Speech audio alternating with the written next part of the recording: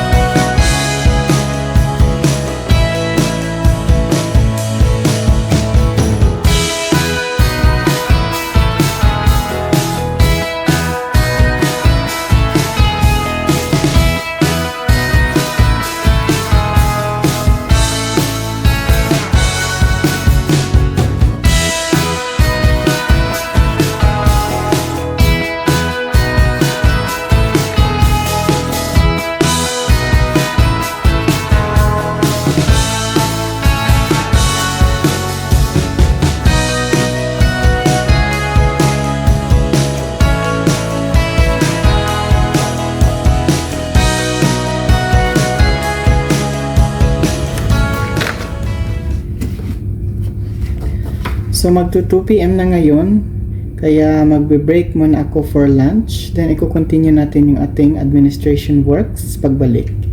Also meron tayong supplier na parating, so i-meet natin sila mamaya. 2,000 years later. So now we're done with our lunch break, so tuloy na natin ang ating administration works.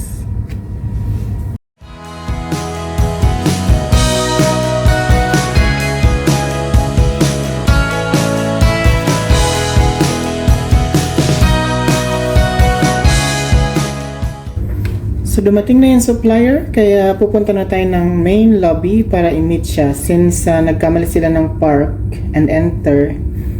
So dito dapat siya sa back area, kaya lang nandun siya sa guest area. And since yun naman din yung area na pupuntahan nila at kailangan kong issue room sa kanila, so ako na lang pupunta doon para hindi na sila mahirapan.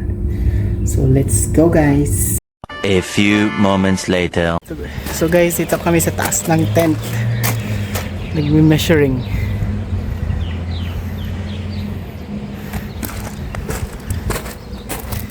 Taking selfie also there. So nag-instruction ako ngayon kung saan nila pwedeng ilagay yung crane. So ito yung itsura ng mga dome dito.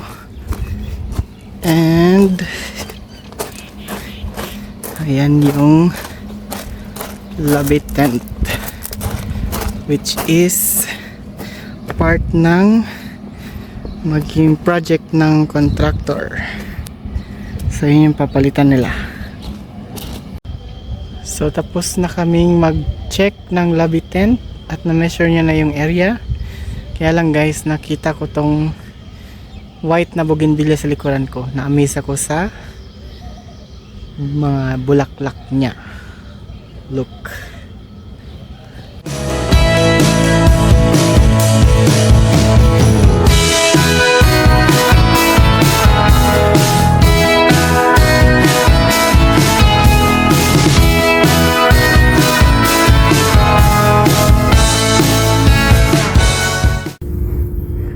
So guys, time check, it's already 6:48 in the evening. So kanina pa ako naghihintay dito mula past 6 dahil ini-expect ko yung contractor na darating na makikipag-meet siya sa akin on time, kaya lang sobrang traffic daw at kakatawag niya lang. So maghihintay na lang din ako. And kakatapos ko lang din kasi ng aking administration work. Nakapag-file na rin ako ng mga documents. So, I would like to share some important learnings lang sa inyo. So, sa pagtatrabaho, minsan kailangan mo talaga mag-extend. Gaya ko na I ended up my duty at 5 o'clock pero naghihintay pa rin ako ngayon in consideration na kailangan kasi namin yung contractor for the project. And since malayo kasi yung pinanggalingan niya, so I considered understanding na lang yung situation at makikipag-meet na ako sa kanya para naman hindi masayang yung oras niya sa pagpunta dito sa area namin. So, yun yung isa sa mga learnings. Another thing is that sometimes may mga tasks talaga na hindi maiwasan na mag-overtime ka para matapos lang. So, kailangan ng maraming pasensya dun, guys. So, mostly, especially dito sa akin na minsan hindi mo malaman na bigla ka naging busy, biglang hindi. So, dapat alam mong i-balance yung oras kung kailan ka dapat flexible at kailan hindi. But for the meantime, maghihintay muna ako na dumating yung contractor. One eternity later. So guys, currently on my way to the reception para i-meet yung guest. Ay, yung contractor pala. So guys, katatapos ko lang i-meet yung supplier at ngayon ay pauwi na tayo ng bahay. Time check, it's 7:20. So late na tayo uwi, guys. So guys, ganyan ang itsura ng main road papunta sa main hotel paggabi. So yan yung mga bollard light stand na ini-inspect namin sa morning para i-ensure na gumagana yan lahat pag night time. Ito naman yung papunta sa main entrance road. Yung sa main road mismo. So yan siya. So ngayon ay pauwi na ako ng bahay. So dito na ako sa First Street.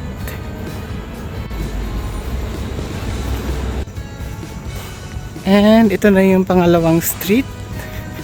So malapit na tayo sa ating apartment. Kunti na lang. Sa Third Street. So isang street na lang, guys. Bahay na. And we are at the 4th Street. So yung next street na madadaanan natin is way na ng apartment.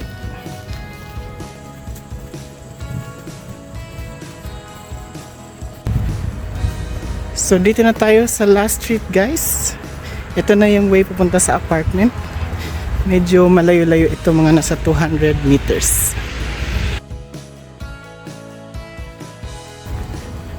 So kung i-compute natin lahat ng distance, nasa 1.2 kilometer lang yung layo ng apartment ko sa hotel.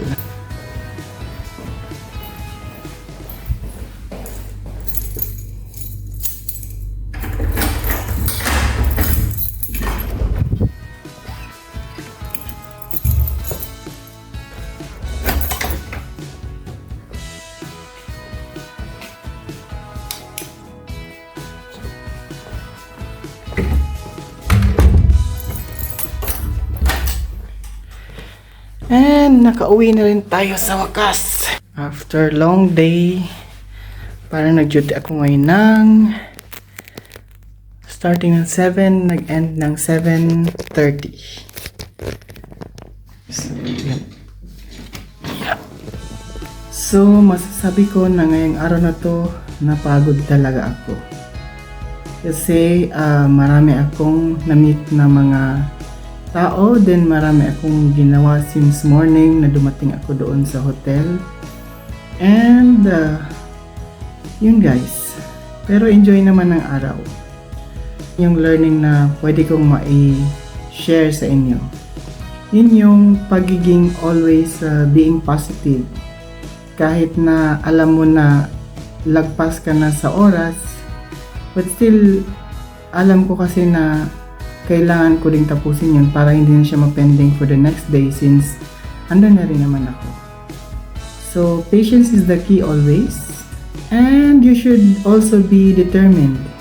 And dapat meron kang dedication at yung passion para gawin yung isang bagay na kahit alam mo na beyond expected or beyond your time, ginawa mo pa rin siya kasi alam mo na kailangan mong gawin yon para hindi ka na madagdagan pa ng work the next day.